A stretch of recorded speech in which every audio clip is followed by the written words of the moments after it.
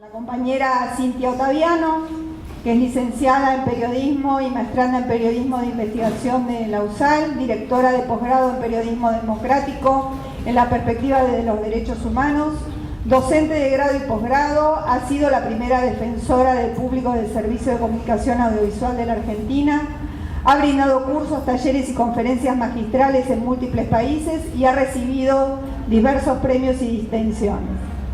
Integra la Organización Interamericana de Defensoras y Defensores de la Audiencia, que fundó y presidió la organización de Nuevos Ombudsmen, que reúne a defensoras y defensoras de los 5 continentes, ha escrito investigaciones periodísticas, artículos y libros. En principio estoy profundamente agradecida por esta posibilidad. Muchas gracias al Instituto Patria, muchas gracias a ustedes que veo que están tomando nota, que queremos seguir aprendiendo, que queremos seguir sabiendo y que esa curiosidad, esa necesidad por ser cada vez mejores es la que sin duda ha hecho que no nos hayamos ido de ningún lado. Vamos a seguir, vamos a tener más zambas va a tener un montón de hermanos, de hermanas y de hermanes, inimaginados e inimaginadas, porque realmente hay muchísimo para hacer en la Argentina. Y en principio, permítanme agradecer que estemos aquí en la Federación Gráfica Bonaerense tan emblemática. Acá trabajó Rodolfo Walsh. Acá se hizo la CGT de los argentinos, acá hay unos espíritus extraordinarios, además de los compañeros y compañeras, trabajadores y trabajadoras gráficos detenidos desaparecidos, que están presentes de manera permanente. Así que hay que honrar a quienes nos antecedieron y, como decía Rodolfo Walsh, tener claridad de que cada historia no empieza de nuevo, no puede empezar de cero, que evidentemente quieren que no tengamos héroes, que no tengamos heroínas, que no tengamos mártires, para apropiarse así de la historia. Entonces creo que es necesario que recordemos desde dónde venimos para tener esa claridad hacia dónde queremos ir. Y no hay dudas de que queremos ir hacia una Argentina que abandone esta neocolonialidad.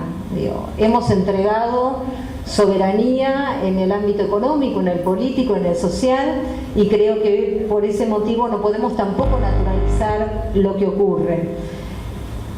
Creo que, o por lo menos me he propuesto en cada encuentro, en cada espacio, en cada posibilidad que tengo, denunciar la existencia de los presos políticos en la Argentina, pedir la libertad de Milagro Sala y pedir la libertad de todos los presos políticos.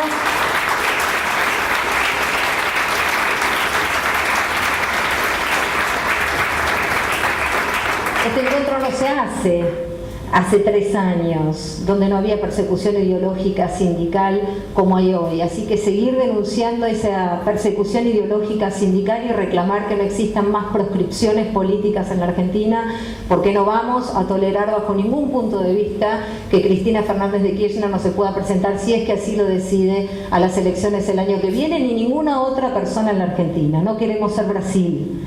No queremos ser Brasil en el sentido negativo, en esta regresión de derechos que tenemos en la región. Por supuesto que sí queremos ser esa patria grande que tanto soñamos y que venimos y que vamos a seguir intentando en cada lugar y en cada espacio que tengamos. Y también quiero pedir justicia por Santiago Maldonado, por Rafael Nahuel y por todos los chicos y chicas que son asesinados o que no sabemos qué fue lo que ocurrió después de represiones en el marco de la violencia institucional. Hemos vuelto a tener registros históricos de violencia institucional en la Argentina y ahora vamos a hablar justamente de eso, pero los pibes y las pibas que son asesinados por la espalda, por las fuerzas de seguridad de este país, en las villas, en los barrios más populares, no salen en los noticieros, ni siquiera tienen las coberturas que deberían, ¿no? En el marco sí de hechos policiales, tal vez, pero no en contextos de violencia institucional, que son los que deben ser denunciados en este caso. Dicho esto, entonces, creo que es necesario saber en qué contexto se inscriben los derechos de las niñas, niños y adolescentes y el derecho humano a la comunicación en la Argentina de hoy. Vivimos un escenario de ultraconcentración inédito. Nunca habíamos tenido estos niveles de concentración comunicacional en el país. Esto quiere decir que por primera vez en la historia de la Argentina hay un monopolio. Discutíamos hace unos años si era monopolio, posiciones dominantes, en fin, distintas acepciones para una conspiración contra la democracia. No es una idea personal, el Sistema Interamericano de Derechos Humanos tiene dicho que la concentración comunicacional conspira contra las democracias. Y lo que ocurre en la Argentina de hoy es que existe una sola empresa, que es Telecom y el grupo Clarín, que han absorbido la posibilidad de dar lo que se conoce como el servicio de cuádruple play. ¿Qué es esto? El servicio de televisión por cable, como le llamamos, telefonía fija, telefonía móvil e internet. Es la única empresa del país que puede brindar esos servicios. ¿Y por qué? Porque el gobierno de Mauricio Macri, a fuerza de decretos de necesidad y urgencia y decretos, derogó los artículos vitales de la Ley de Servicios de Comunicación Audiovisual, que como ustedes saben fue la ley más debatida y más colectivamente construida de la historia de la Argentina.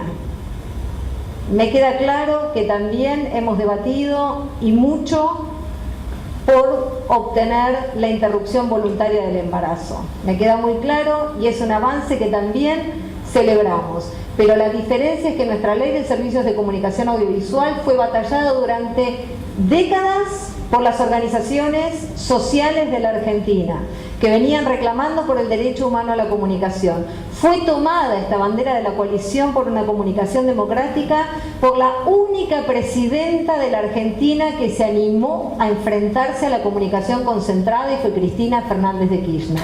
La única. Hay que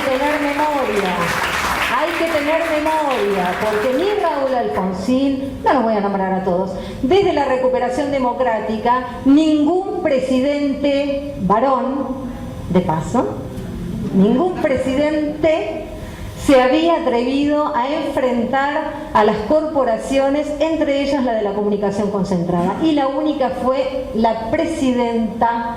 Tenía que venir una mujer para dar esa batalla que nadie se había animado. Que toma entonces como Poder Ejecutivo un proyecto de ley que venía de las entrañas del pueblo argentino, que lo impulsa al Congreso de la Nación Argentina, que evidentemente después de debates y de audiencias públicas y de modificaciones a ese proyecto original.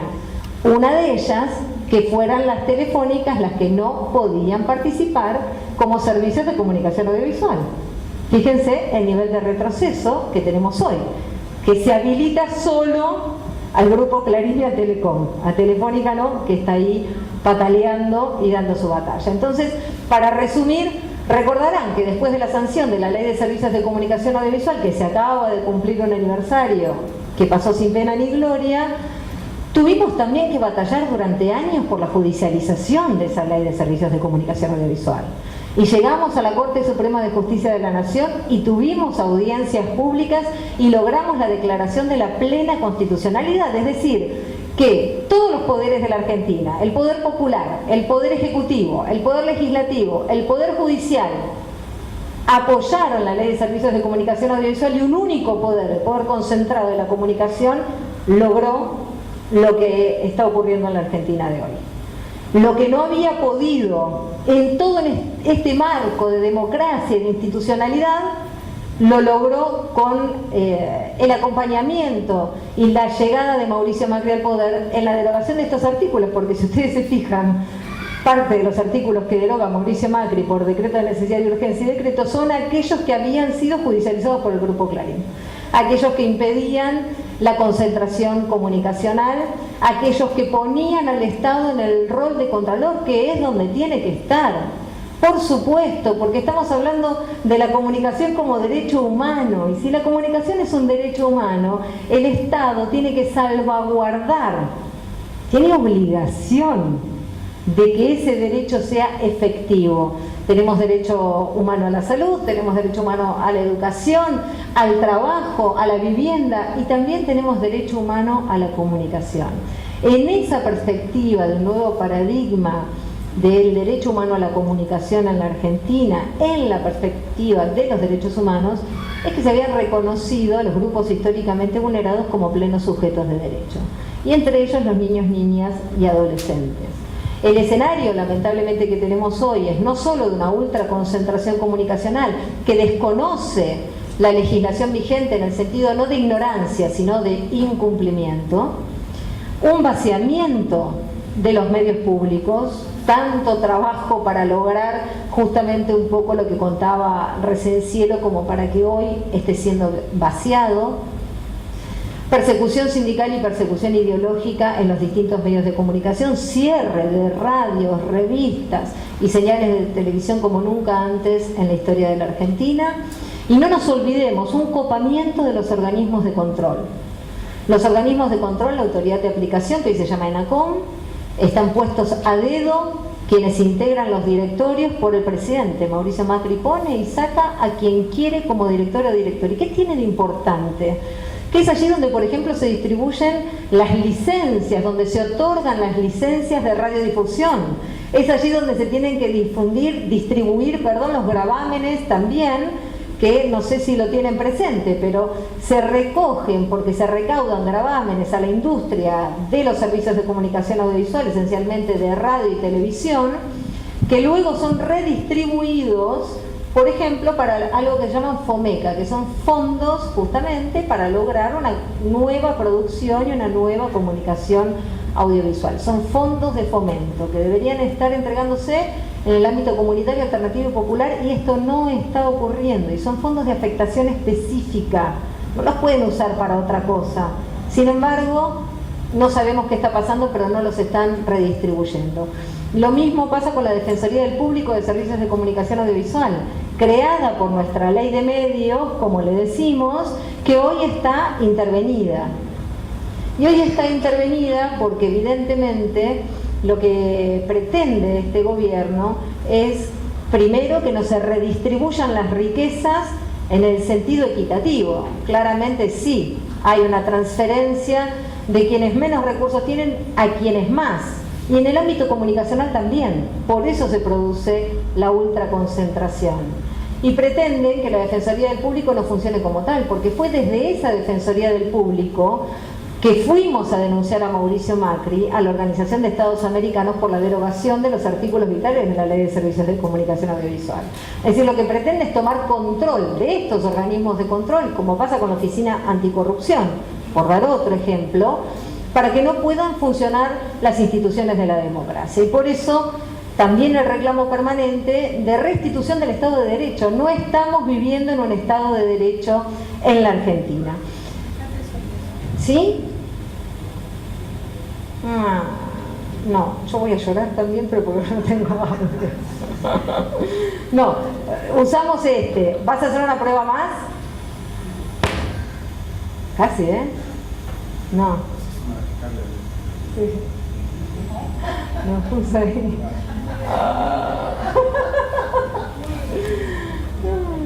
Bueno, le ponemos el mic este y chao. Dale. ¿Sí? Leo. Dale, Leo. Estás batallando ahí con todo y querés seguir, pero sacamos esto, sí. Último intento, no va, por eso, le ponemos el chao. Ah, pero ahora lo tenés que cortar ahí, ¿eh?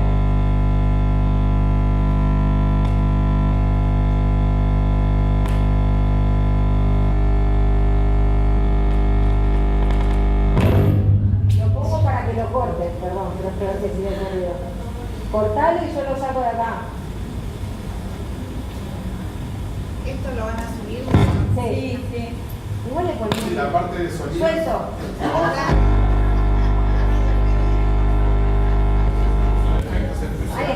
Ahí está. ¡Ah! Qué lío. Buenísimo. Bueno, no. Bueno, ya. Ahí está. Bueno, entonces, lo que les contaba es que como política pública en este contexto del derecho humano a la comunicación y de la construcción de un nuevo paradigma comunicacional, la Defensoría del Público se inscribía como el organismo justamente para que participen las audiencias y reconocidas como pleno sujeto de derecho. y audiencias comprendidos los niños, niñas, adolescentes, como es el diálogo del derecho humano a la comunicación con los derechos de los niños, niñas y adolescentes. Y una de las primeras cosas que hicimos en la Defensoría fue convocar audiencias públicas para chicos y para chicas, en general, pero después tuvimos específicas para niños, niñas, adolescentes y de todo el país, porque tenemos muchos déficits y espero que los recordemos para cuando tengamos la oportuna posibilidad de volver a establecer políticas públicas. Esto tiene que estar aprendido e incorporado, no hay ni siquiera que pensarlo. Hay un porteñocentrismo extraordinario en la Argentina, entonces tenemos que pensar con cabezas federales, no hay otra realidad. Vos te viniste desde Rosario, bueno, tenemos que ir a Rosario, me encanta que estés acá, pero de paso a mí que me gusta viajar, digo, evidentemente, y tenemos que poder intercambiar las distintas perspectivas que tenemos en el país. Tenemos un déficit en la participación, a pesar de que las democracias ya no significan nada más que votar cada 2 años, significan participar en audiencias públicas que determinen políticas públicas. Esto es lo que hicimos en la Defensoría, es lo que se llama el poder obediencial, mandar obedeciendo. Los funcionarios y funcionarias públicas tenemos que mandar obedeciendo ¿a quién? Al mandato popular. Entonces la única forma de hacerlo es consultando. Si no, imagínate que tenés un mandato por 4 años y ya está, vos sola establecés lo que creés que el pueblo te... No, las audiencias públicas son con este objetivo primordial y que creo que es clave que lo podamos tener. Y un gran déficit también en la accesibilidad. No pensamos en las personas con discapacidad, no las convocamos. No tenemos la accesibilidad ni física, ni geográfica, ni simbólica que tendríamos que tener. Y eso ya tiene que estar en el ADN de cualquier política pública. No puede, bueno, no sé, se me ocurrió, al 3er año nos dimos cuenta que... Y memoria. Hay que hacer memoria de todo lo que se hace. Lo nombraste a Paulo Freire.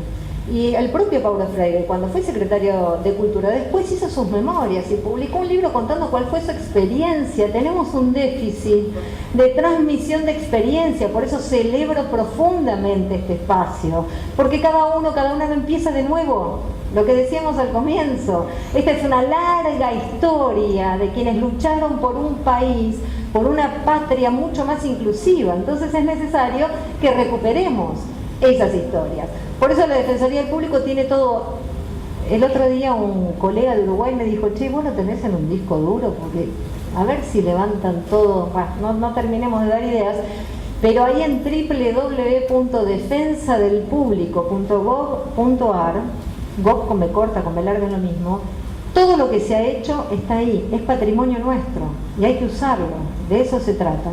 Entonces les contaba que convocamos a audiencias públicas en todo el país, tratando de incorporar estos principios que mencionábamos. Y bueno, ¿qué nos dijeron los chicos y las chicas que participaron? Desde 8 años, 9 años, además de lo emocionante que ha sido ver la creatividad, porque hicieron sketch, improvisaciones teatrales, rapearon, también tienen toda esa memoria en el propio sitio de la Defensoría, así que se pueden tomar horas y horas y horas y horas. Cada audiencia duraba más de 10 horas, 11 horas, y se hicieron en todo el país. Y fíjense lo que reclamaron, ¿no? Que se cumpla el derecho a ser escuchado y escuchada. Nadie reclama un derecho que no conoce, nadie lo enseña, nadie lo defiende, por eso es fundamental difundir y que sigamos siendo actores decisivos de la difusión de cuáles son los derechos, incluso los que se incumplen, por supuesto, y esa es la clave, señalar los incumplimientos para reclamar. De eso se trata también la participación en el marco del ejercicio de la ciudadanía. Entonces, quienes reconocían que sabían que tenían derecho a ser escuchados y escuchadas y que sus opiniones sean tenidas en cuenta, fue lo primero que reclamaron. Cada audiencia pública tenía talleres previos y es cierto que yo misma he ido a muchas escuelas que venían al final y me decían, ¿sabe, profe? Yo no sabía que tenía derecho a la comunicación. Y miren con todo lo que hicimos, todavía habían pasado los años y en todas las escuelas los pibes y las pibas no tenían esa claridad. Así que creo que es muy importante, pensando no solo en lo que viene, sino en el presente, ver cómo podemos seguir difundiendo esos derechos.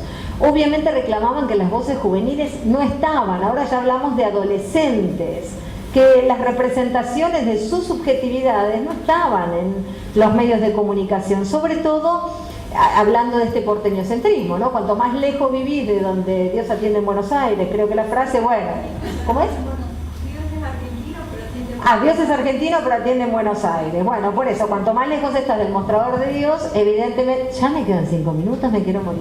Bueno, el respeto a la propia imagen, a la identidad, a la intimidad y a la dignidad, ser actores decisivos en la formulación de políticas públicas, ese era parte del reclamo que hacían para que se respetaran sus derechos, tener las radios en el ámbito de las escuelas públicas y también las de gestión social, no solo en las escuelas públicas. Obviamente pedían que frenara la estigmatización y la invisibilización, sobre todo de los sectores populares. La necesidad de tener medios propios, esto surgía todo el tiempo. La posibilidad, obviamente, de dejar de ser dichos y dichas por otros y otras y comenzar a decirse a sí mismos, dejar de ser hablados para ser hablantes o parlantes, ausencia de voces juveniles, eso está repetido. Bueno, por eso, a partir de esto, declaramos el año 2015 como el año de la inclusión de niños, niñas, adolescentes en los medios de comunicación. Y fíjense los resultados del monitoreo que hicimos sobre noticieros de la televisión abierta de la ciudad de Buenos Aires. Esta es la realidad, la foto de 2015, pero que se fue replicando los años subsiguientes.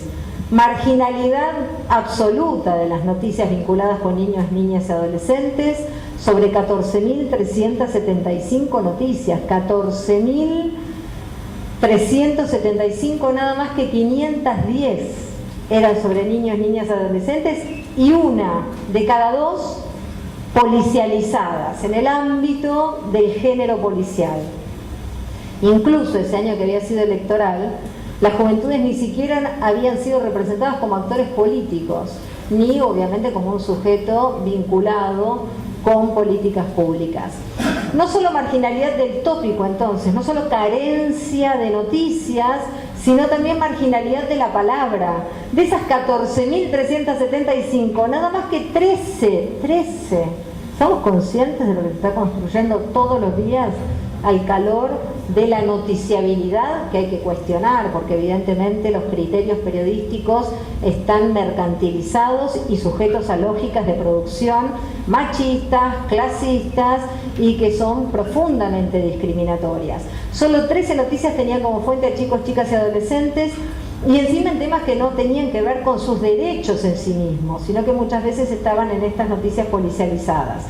Y lo que hablaba al principio o hace un ratito de la marginalidad geográfica, directamente había 7 provincias que no habían tenido ninguna noticia sobre niñez y adolescencia, y 6 provincias tenían todas las noticias de niñez y adolescencia en el género policial. Claro que es preocupante, porque entonces terminamos criminalizando la niñez y la adolescencia, demonizándola, asociándolo a las vagancias, a las drogas, a los usos problemáticos de las drogas, a la invisibilidad y al silenciamiento. No hay tiempo para nada. Entonces, aunque sea, vamos a ver un solo caso, y antes de verlo, poder contextualizar. La política pública de la Defensoría entonces era generar participación de las audiencias, establecer políticas públicas para corregir esas asimetrías entre las audiencias y la concentración comunicacional o la radio y la televisión en general, y recibir reclamos, denuncias y consultas. Y a partir de ese reclamo, denuncia y consulta, poder trabajar en un principio de reparación. Por eso la importancia de comprender que esto era la perspectiva de los derechos humanos. Un mecanismo reparatorio que permitiera de alguna manera corregir ese daño que se produjo. Todos los casos se resolvían de manera distinta y todos los casos se resolvían, como defensora jamás dejé de consultar a quien había hecho el reclamo, a quien había sido reclamado, y a partir de allí muchas veces establecer buenas prácticas para que no vuelva a ocurrir, porque se había analizado qué había pasado. Aquí entonces el caso es de C5N, Y la verdad es que no, cuando hay concentración comunicacional no hay tiempo, ¿no?, para extenderse en esto, pero aunque sea esta conceptualización. La concentración comunicacional tiene una matriz en lo que en el ámbito académico llamamos la economía política de los medios, que es la cantidad de licencias, por simplificarlo de alguna manera, que tiene ese servicio de comunicación audiovisual, esa licenciataria, pero también hay una matriz simbólica. Es decir, las formas y las lógicas de producción de esa concentración comunicacional permea a la comunicación en general. Entonces llevan décadas de pedagogías de la crueldad, décadas de pedagogías de la criminalización de la niñez y la adolescencia, décadas de retarlos o ponerlos en caja como hace Feynman, porque los chicos y las chicas no saben, ¿qué saben si son chicos? Entonces, esas pedagogías son constantes. Los medios de comunicación, por supuesto, que dan disputa en ese sentido. ¿Quiénes construyen sentidos? ¿Qué sentidos se construyen? ¿Y cuáles son las pedagogías dominantes? Eso es lo que tenemos que buscar modificar. Entonces, a pesar de que sea C5N, por supuesto la criminalización de la niñez y la adolescencia está allí presente, ¿no? Porque una vez se dice, no, yo miro C5N, no, yo escucho los 750, Radio del Plata, sí, está bien. Pero la verdad es que los niveles de discriminación o de falta de inclusión, etcétera, siguen allí vigentes por esta problemática que acabo de mencionar. Va entonces el caso, tratemos de que tenga audio, supongo que sale de acá abajo y bueno, si no lo leen, ¿no es cierto? Qué grande. Va, ¿eh?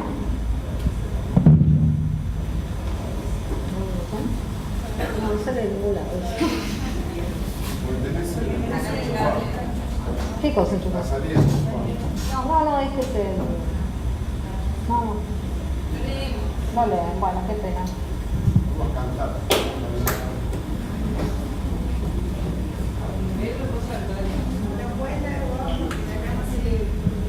Bueno, lo que está ocurriendo aquí es que unos chicos de Zabaleta, del barrio Zabaleta, empezaron a recibir mensajes en su teléfono celular que estaban saliendo con chapa de asesinos en C5N.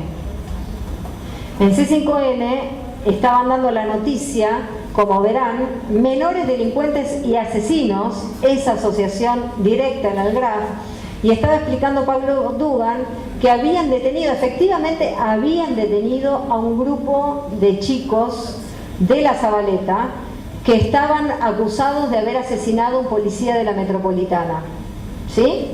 Y Dugan decía esto: son jóvenes, son ladrones, y además algunos de ellos cometieron asesinatos. Le daba el pase a Mauro Zeta. Cuenta que esto empezó cuando investigaban el asesinato de un policía de la Metropolitana, que había sido una emboscada criminal, y miren, decían, miren la fotografía de los integrantes de la banda. Ellos mismos subieron estas fotos a las redes sociales. Van a ver cómo se fotografiaban, la cantidad de fotografías portando armas de fuego, que además dice usaban las armas de fuego. Este caso mismo, estas fotos, bueno, ahí viene, es muy probable por lo que voy a contarte ahora. De hecho, dice, este policía de la Metropolitana lo acribillaron a balazos, ¿no es cierto? Y lo que cuenta Carolina, que es la mamá de uno de los chicos, es que aparecía su hijo, pero que esas escenas no eran, como estaban diciendo los periodistas, de Facebook de una banda de delincuentes que habían subido las fotos para ostentar el uso de armas. No, lo que está explicando es que su hijo y el otro chico, Facundo, que aparecía allí, porque por más que le pongan la bandita negra, por supuesto que quienes los conocen, los reconocen. Por eso la legislación vigente habla de identificación directa e indirecta. La indirecta claramente es una de estas, ¿no? Una injerencia arbitraria en la vida de niños, niñas o adolescentes con, por ejemplo, identificaciones indirectas. Formaban parte de un grupo que se llama Actores de Villa. Eran actores, los chicos son actores. Y esas imágenes eran de un cortometraje que habían filmado. Hacían de delincuentes, no eran delincuentes. Pero en C5 salieron como delincuentes. Por eso ella llamó al canal. Lo primero que hizo fue llamar al canal, pero no la atendieron. Este es parte del problema que tenemos. Entonces recién habló con una psicóloga de la escuela, porque empezaron a tener problemas en la escuela. porque los asociaban con ese delito, y ahí la psicóloga la puso en la ruta de la Defensoría del Público. Lo que hicimos en la Defensoría fue hablar con el canal y exigir mínima y rápidamente, no solo disculpas, sino que aclararan que los chicos eran todos varones, no tenían absolutamente nada que ver. Eso es lo que está haciendo Mauro Zeta, aclara, da sus nombres porque así lo pidieron los chicos. Fíjense cómo habían cambiado los tiempos, que prefería, esto no pasaría hoy, claramente no pasaría hoy. En aquel momento hasta me pidieron que hablara con el secretario de Seguridad, yo lo llamé personalmente a Bernie, se puso a disposición de manera total y absoluta inmediatamente y me puso en contacto con quien estaba a cargo de Gendarmería en La Zabaleta. Y también esa persona se puso, pero rápidamente a disposición. Y fíjense, en la Defensoría siempre preguntábamos, ¿cómo sentirías vos que se reparó el daño que además de lo que podíamos aportar? Y una de las cosas que pidieron los chicos y que pidieron las mamás de los chicos fue que nos pusiéramos en contacto con ese jefe de Gendarmería que estaba allí para ir a presentarle a sus hijos y que supieran que no tenían nada que ver porque los podían matar.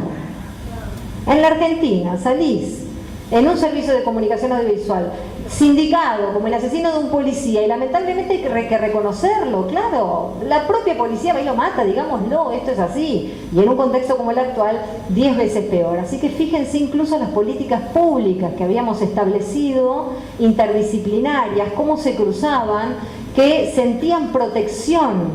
Yo me formé en los 90 en policiales, me asombró muchísimo que la madre me pidiera que la conectáramos con el jefe de la Gendarmería, porque se sentía protegida.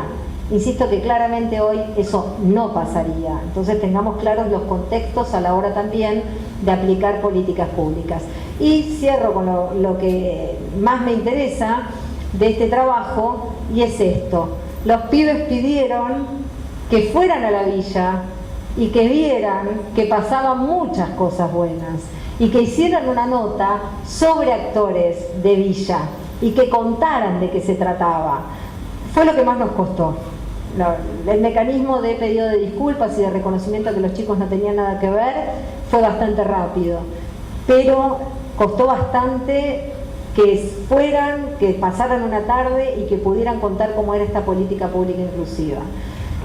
Tal vez no sea toda la reparación que uno pretendiera, incluso después surgieron otras formas que tenían que ver con acercarse a la escuela, poder conversar con la directora y explicarle que los chicos no tenían nada que ver y sumar algunas aristas más.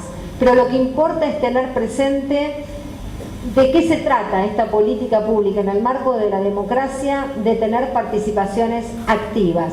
Y no, el último video no tiene... Bueno, lo vamos a subir. ¿Qué? Sí, por eso. Lo subimos, lo que les quería mostrar era las audiencias cuando son puestas a producir comunicación, qué videos producen profundamente inclusivos. No hay una sola forma de comunicar, hay muchas maneras de ver la vida y el mundo y lo que necesitamos es ese espacio. Y puedo contar un minuto, una anécdota nada más porque lloramos. No voy a llorar, al contrario, si lo mío es dar fuerza, todo lo contrario. No. Les quiero contar una anécdota nada más.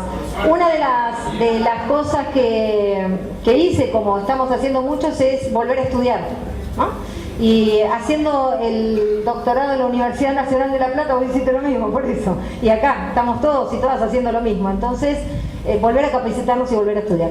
Volví un viernes a las 10 de la noche, acá, por esta 9 de julio, imagínense desde La Plata, una noche gris, con lluvia, muy lluviosa.